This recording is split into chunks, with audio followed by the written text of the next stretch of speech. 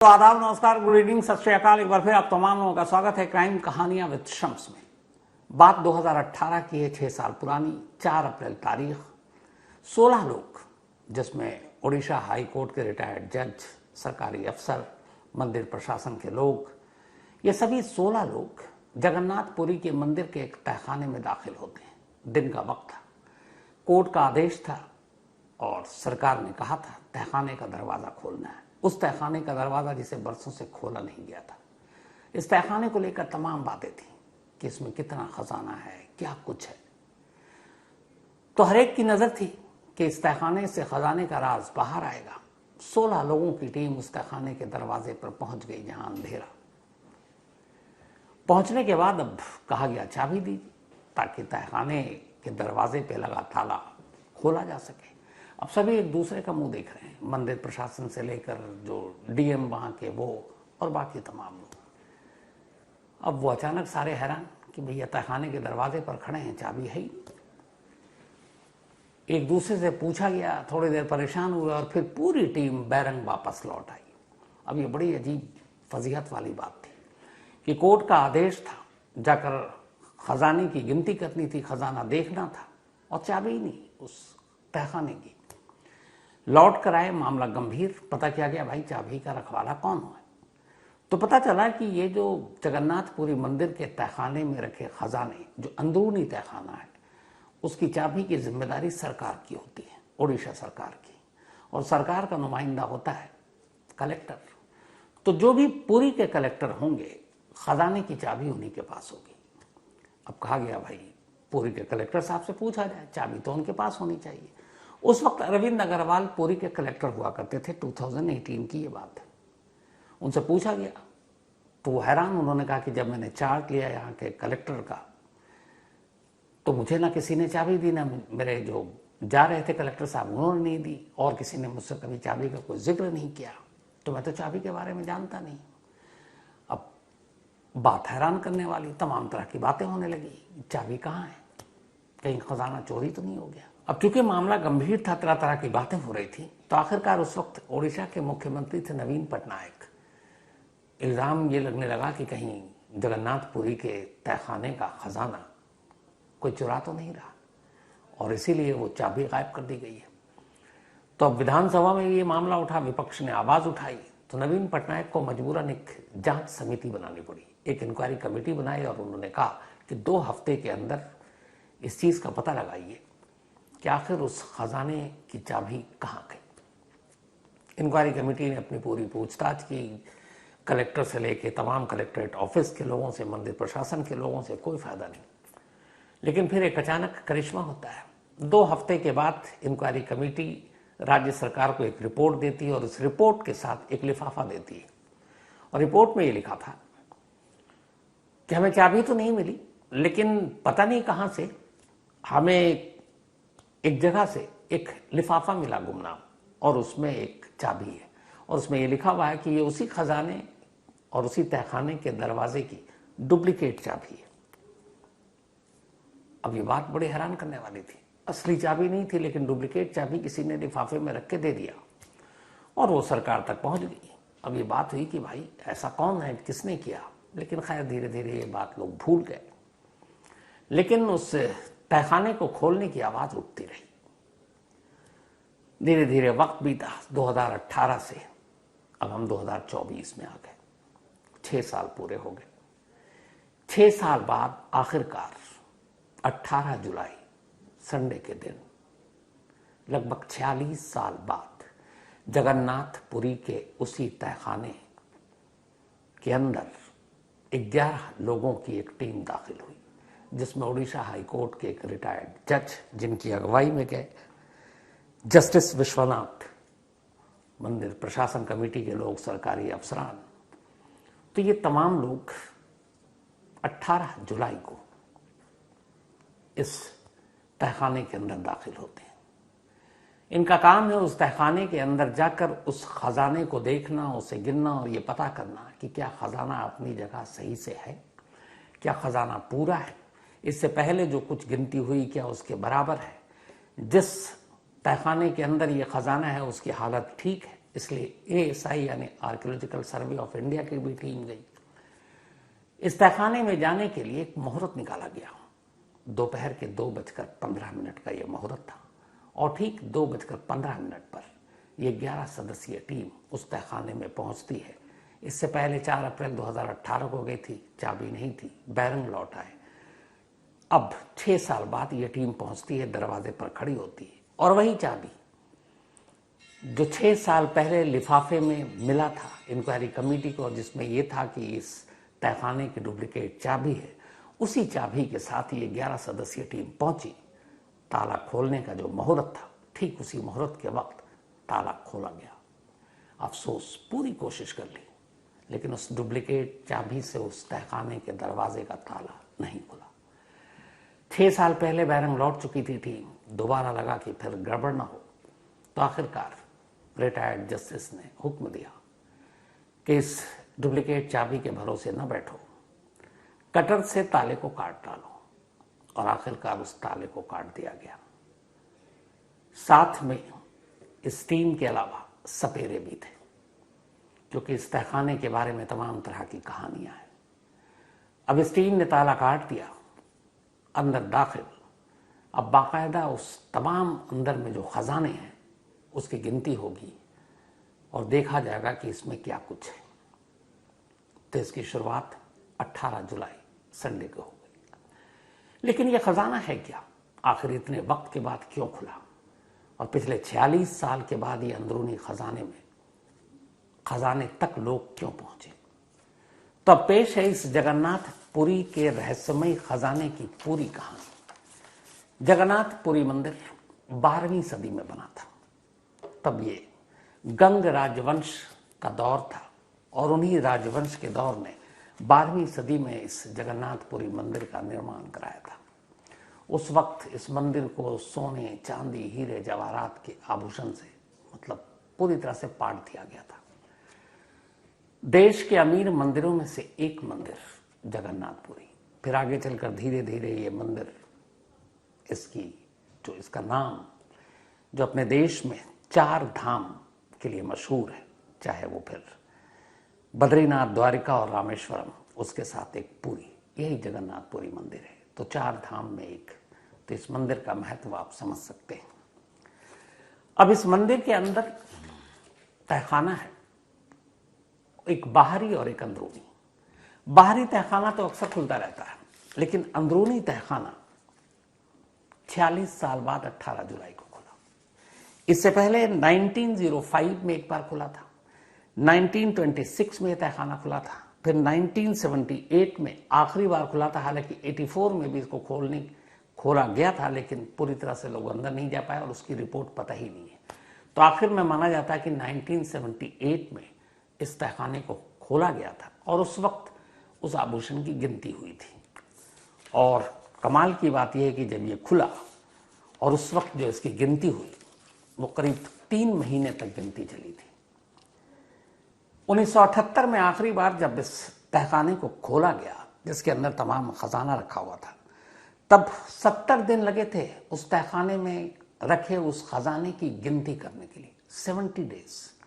और तब भी कहते हैं कि गिनती पूरी नहीं हुई थी। इससे आप अंदाजा लगाइए कि अंदर कितना खजाना होगा, बहुमूल्य, पता नहीं अरबों खरबों, गिनती नहीं की गई है और न कभी उसका सही मूल्यांकन हुआ है।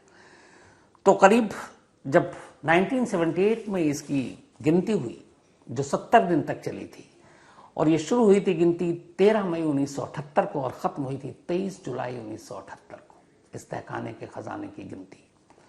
और उस वक्त इस खजाने की गिनती के लिए अलग अलग विशेषज्ञों को बुलाया गया था, जिसमें तिरुपति मंदिर समेत और भी कई मंदिरों के एक्सपर्ट्स को बुलाया गया था।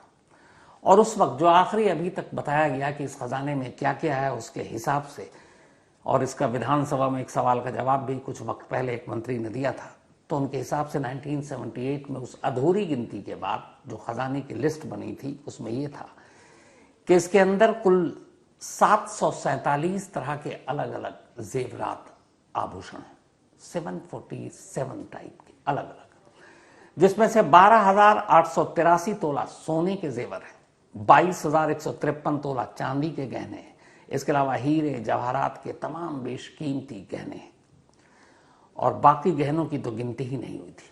1978 की बात है। अब सवाल ये है कि 1978 46 साल पहले ही इसकी गिनती हुई और इस जगह पर ऐसे कौन कौन से खजाने और क्यों कहां से आए। तो कहते हैं कि जो एक रत्न भंडार है इसका नाम, जो अंदर तहखाना है, भगवान जगन्नाथ, उनकी बहन सुभद्रा और भाई बालभद्र के बेशकीमती बहुमूल्य कपड़े, उनके आभूषण और तमाम हीरे जवाहरात इस रत्न भंडार में रखे हुए हैं।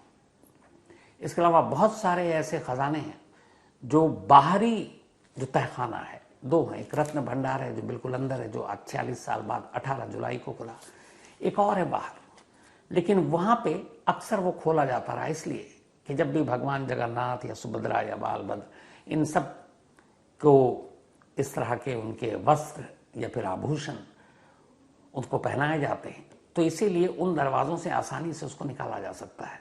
लेकिन जो अंदर का तहखाना है वो आप वैसे नहीं खोल सकते। तो दो तहखाने हैं, एक जो बाहरी तहखाना है जिसकी जरूरत हमेशा पड़ती रहती है साज सज्जा के लिए, वो मंदिर प्रशासन के पास है, जगन्नाथपुरी। लेकिन जो दूसरा अंदर का तहखाना है उसकी चाबी हमेशा राज्य सरकार, उड़ीसा सरकार के पास होती है और वो तहखाना आप कोई अपनी मर्जी से नहीं खोल सकता। उसके लिए सबसे पहले आपको उड़ीसा हाईकोर्ट की रजामंदी की जरूरत है, वहां से परमिशन लेंगे, फिर राज्य सरकार इजाजत देगी और साथ में ASI, archaeological survey of India, भारतीय पुरातत्व संस्थान, तो तब जाकर ये चाबी निकाली जाती है और ये चाबी पुरी का जो भी कलेक्टर होगा पुरी का, उसकी निगरानी में रखी जाती है। तो 1978 में आखिरी बार खुला। अब उसके बाद 2024 में क्यों? तो इसकी वजह ये हुई कि 1978 में जब खुला था, मतलब चाबी गायब हो गई तो खुला ही नहीं।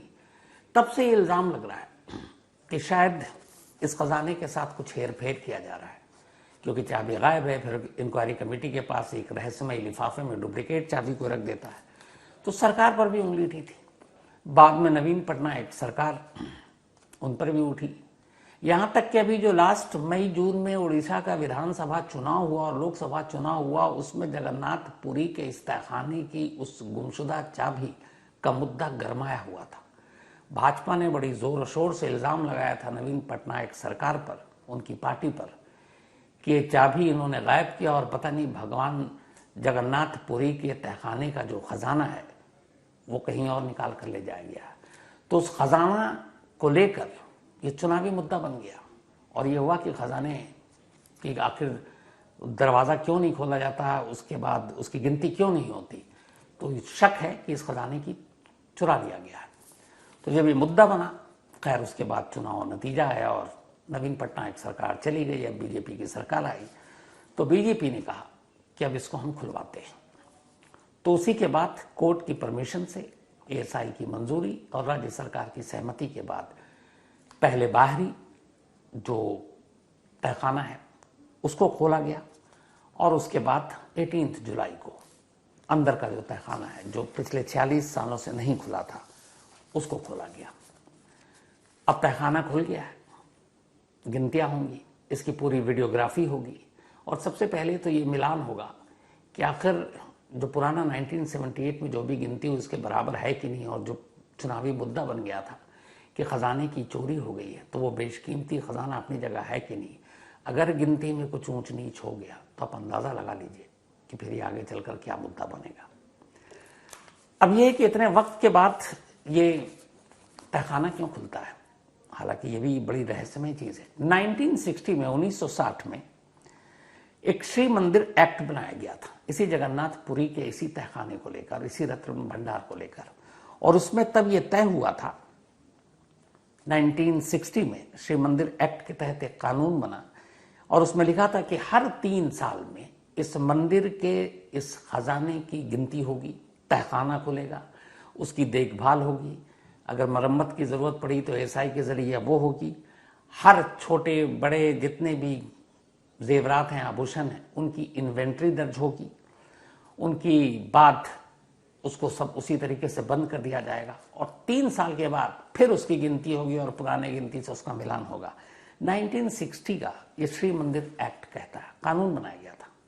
लेकिन कमाल देखिए कि 78 3 साल में ये खुलना था। 1960 के बाद पहली बार खुला 28 साल के बाद 78 में जब गिनती हुई, और उसके बाद अब 46 साल बाद। तो ये भी अपने आप में कि क्यों नहीं इस तहखाने को खोला जाता, उसके लिए भी अजीब अजीब तर्क दिए जाते हैं। एक तर्क ये है कि इस तहखाने के अंदर बहुत सारे सांप हैं और वही सांप इस तहखाने में रखे भगवान जगन्नाथ, उनकी पत्नी और भाई के जो भी बेशकीमती आभूषण हैं, उनके कपड़े हैं, उनकी रखवाली करते हैं और ये बड़े जहरीले हैं। और यही वजह है शायद 18 जुलाई को जब ये टीम 11 सदस्यीय पहुंची ताला काटने के बाद, तो सबसे पहले आगे आगे सपेरा था। सपेरे को लेकर जाना पड़ा था इसलिए कि सांप को लेकर जब 1978 में भी हुआ, उससे पहले भी खुला, तो सांप वहां बहुत सारे हैं, तो सपेरे को आगे रखा गया कि वो जहरीले सांपों को काबू कर सके। तो एक ये है कि जहरीले सांप रहते हैं यहाँ, और इसीलिए कोई भी इस तहखाने में जाता है तो वो उस खजाने की हिफाजत करते हैं, और अगर कोई दाखिल होता है तो वो उसको डस लेते हैं। तो पहली चीज ये थी। दूसरी, इस खजाने को लेकर, इस तहखाने को लेकर अजीब एक तरह की एक मान्यता बन गई थी कि जो भी राज्य उस वक्त में राज्य में सरकार होगी और उस सरकार के दौरान अगर इस तहखाने का दरवाजा खोला जाता तो उसकी सरकार गिर जाएगी। और ये कब से शुरू हुआ? आखिरी बार जब तहखाना ये खुला 1978 की बात है, 46 साल पहले। तब उस वक्त ओडिशा में जनता दल की सरकार थी और 1978 में तहखाना खुला। तहखाना खुलने के फौरन बाद जनता दल की सरकार गिर गई। तो एक हो गया कि इस तहखाने को खोलने से एक श्राप लगता है, सरकार गिर जाती है। तो कहते हैं कि कहीं ना कहीं जो भी राजनीतिक पार्टियां वहां सत्ता में आई, वो इस डर से भी इस तहखाने की तरफ नहीं झांकती थी कि पता नहीं ये कहीं सच हो तो हमारी सरकार ना गिर जाए। लेकिन अब अभी नई नई भाजपा की सरकार बनी है और आते ही अब ये दरवाजा खुल चुका है। पिछली बार 70 दिन लगे थे गिनती में, इस बार भी गिनती ज्यादा, क्योंकि वीडियोग्राफी भी होनी है, एएसआई को भी देखना, उसकी मरम्मत करने लायक वो सारी चीजें हैं कि नहीं। और फिर पहली बार शायद अगर इसकी पूरी गिनती हो गई तो इस देश के सामने ये पता चलेगा कि जगन्नाथपुरी के इस तहखाने में कितना खजाना है। याद रखिए कि हमारे देश में अलग अलग मंदिरों में इतना खजाना है कि कहते हैं कि अगर वो सारा पैसा बांट दिया जाए तो पूरी दुनिया से गरीबी खत्म हो जाए, तमाम मंदिरों में। और उनमें से एक सबसे ज्यादा जो पैसे आते हैं जगन्नाथपुरी मंदिर के पास भी है। हालांकि इसी खजाने को लेकर 12वीं सदी के बाद बहुत सारे लोगों ने इसे लूटने की कोशिश की। पहले मुगलों ने, फिर अंग्रेजों ने। कहते हैं जगन्नाथपुरी के इस तहखाने के खजाने को लूटने के लिए करीब 17 बार हमला किया गया, और बहुत सारे खजाने तो वो लोग लूट कर भी ले गए। कई बार इस खजाने को बचाने के लिए मंदिर प्रशासन ने बहुत सारे मुकुट और बाकी चीजें कहां कहां ले जाकर छुपाई ताकि हमलावरों से उन्हें बचाया जा सके। और अब 46 साल बाद ये तहखाना खुला है।